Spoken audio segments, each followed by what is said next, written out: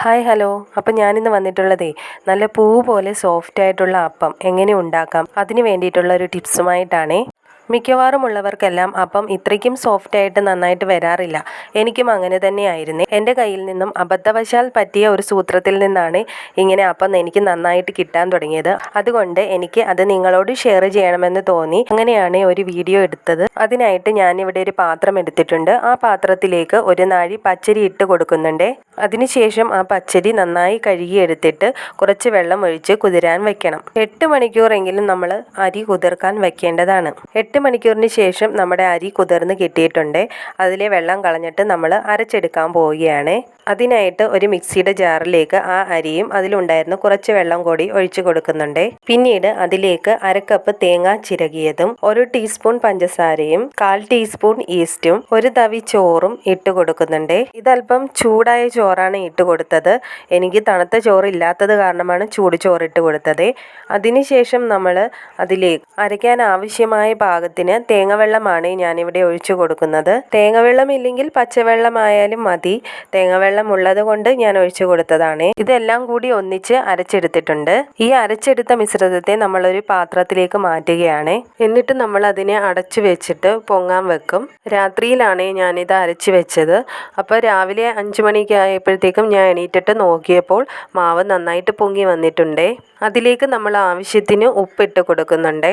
അതിനുശേഷം ഉപ്പ് എല്ലായിടത്തും ഒന്ന് പിടിക്കാനായിട്ട് നന്നായിട്ടൊന്ന് ഇളക്കി കൊടുക്കുന്നുണ്ട്. അതിനുശേഷം നല്ല തിളച്ച വെള്ളം കുറച്ച് നമ്മൾ ആ മാവിലേക്ക് ഒഴിച്ചു കൊടുക്കുകയാണ്.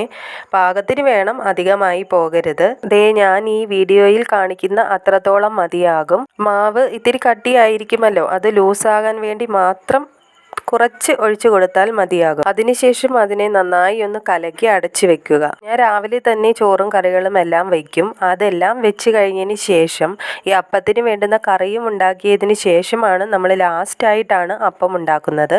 അപ്പോഴത്തേക്കും ഇത് നന്നായി പൊങ്ങി വന്നിട്ടുണ്ടായിരിക്കും. ആ സമയത്തിന് നമുക്ക് അപ്പത്തിന് ആവശ്യമായിട്ടുള്ള പൊടിച്ചമ്മന്തി ഉണ്ടാക്കാമേ. അതിനായിട്ട് 3-4 കഷ്ണം ചുവന്നുള്ളി എടുത്ത് അരിഞ്ഞ് മിക്സിയുടെ ജാറിലേക്ക് ഇട്ട് കൊടുത്തിട്ടുണ്ട്.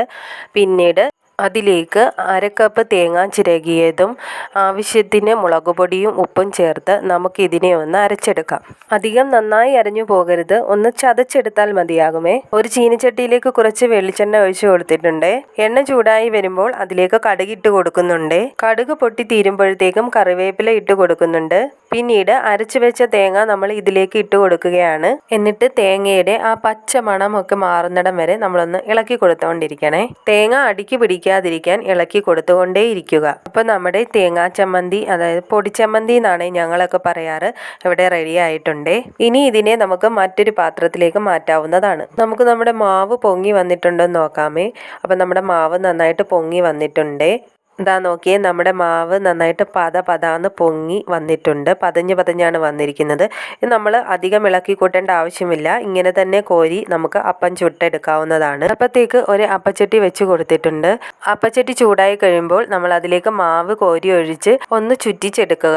ഫ്ലെയിം ഒന്ന് കൂട്ടി വെക്കുക. എന്നിട്ട് അപ്പത്തിൻ്റെ സൈഡിലുള്ള ബബിൾസ് എല്ലാം ഒന്ന് പൊട്ടി കഴിയുമ്പോഴത്തേക്കും അതിൻ്റെ ഫ്ലെയിം ഒന്ന് സിമ്മിലിട്ടിട്ട് അടച്ച് വെച്ച് വേവിക്കുക.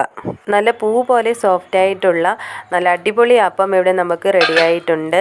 സാധാരണ നമുക്ക് അപ്പമൊക്കെ ചുട്ട് വരുമ്പോഴേക്കും ലാസ്റ്റൊക്കെ ആകുമ്പോഴത്തേക്കും അപ്പത്തിൻ്റെ മാവ് കോരി ഒഴിക്കുമ്പോഴേക്കും അപ്പം കട്ടിയായിട്ടല്ലേ വരാറ്. പക്ഷേ ഈ പ്രാവശ്യം അങ്ങനെ ഉണ്ടാകില്ല. നല്ല അടിപൊളിയായിട്ട് ലാസ്റ്റ് വരെയുമുള്ള അപ്പം നന്നായിട്ട് തന്നെ കിട്ടുന്നതായിരിക്കും. ബാക്കിയുള്ള മാവ് കൂടി നമുക്ക് ഇതേ രീതിയിൽ അപ്പം ഓരോന്നായിട്ട് ചുട്ടെടുക്കാം. വീഡിയോ ഇഷ്ടപ്പെട്ടാൽ നിങ്ങളുടെ അഭിപ്രായങ്ങൾ കമൻറ്റ് ബോക്സിൽ രേഖപ്പെടുത്താൻ മറക്കരുതേ. അപ്പോൾ എല്ലാവരും ഒന്ന് ട്രൈ ചെയ്ത് നോക്കണേ. ഇന്നത്തേക്ക് ഇത്രയേ ഉള്ളൂ. വീഡിയോ ഇഷ്ടപ്പെട്ടാൽ ലൈക്ക് ചെയ്യുക, ഷെയർ ചെയ്യുക, കമൻറ്റ് ചെയ്യുക, സബ്സ്ക്രൈബ് ചെയ്യുക. Okay, bye, thank U.